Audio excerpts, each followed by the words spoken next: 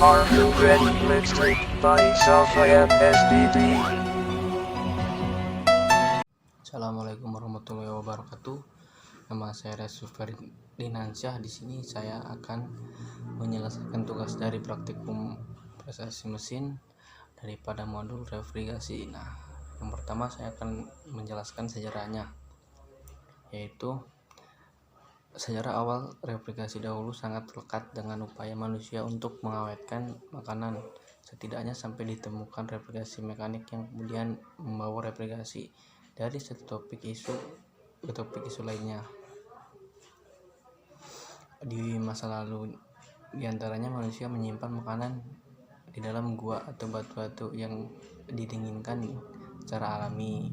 Dalam koleksi puisi Cina kuno Xingqing terdapat catatan penggunaan gudang es bawah tanah pada tahun 1000 Masehi. Orang-orang Yunani dan Romawi dulu telah membuat gudang salju bawah tanah di mana mereka menyimpan salju yang dipadatkan atau menginsulasinya dengan rumput tanah dan pupuk kotoran hewan. Pada tahun 1861, Alexander Hira dari Inggris membuat mesin dengan udara dingin yang berupa dengan mesin gori. Mesin mengonsumsi 1 pon batu bara atau menghasilkan 4 pon es. Nah,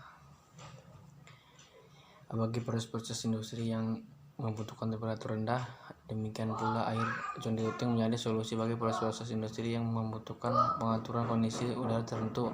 Dalam bidang medis, refrigerasi dan air conditioning bukan hanya mengambil peran yang terkait dengan instrumen medis maupun juga penanggaan obat-obatan serta zat lainnya yang memerlukan perlakuan pada temperatur tertentu, bahkan juga proses operasi medis. Nah, mungkin itu sedikit sejarahnya.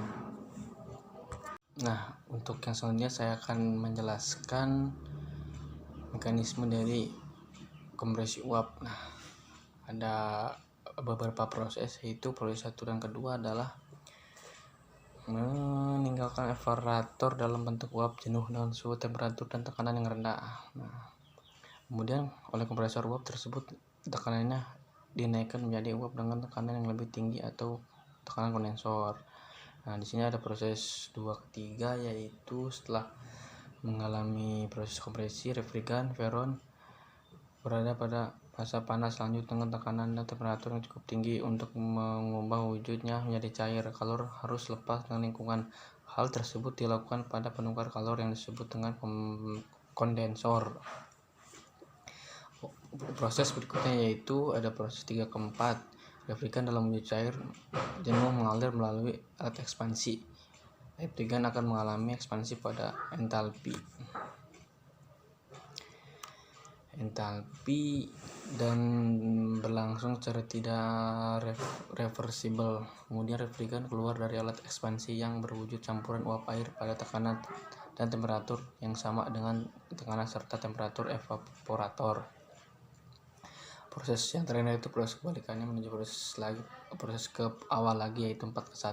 Nah, refrigerant dalam proses campuran uap air akan mengalir melalui sebuah penukar kalor yang disebut dengan evaporator, dan pada tekanan evaporator titik didih refrigerant haruslah lebih rendah daripada temperatur lingkungan sekitar media kerja atau media yang diinginkan. Nah, mungkin sekian penjelasan saya tentang modul refrigerasi. Kurang lebihnya mohon maaf dan ilmunya semoga bermanfaat. Assalamualaikum warahmatullahi wabarakatuh.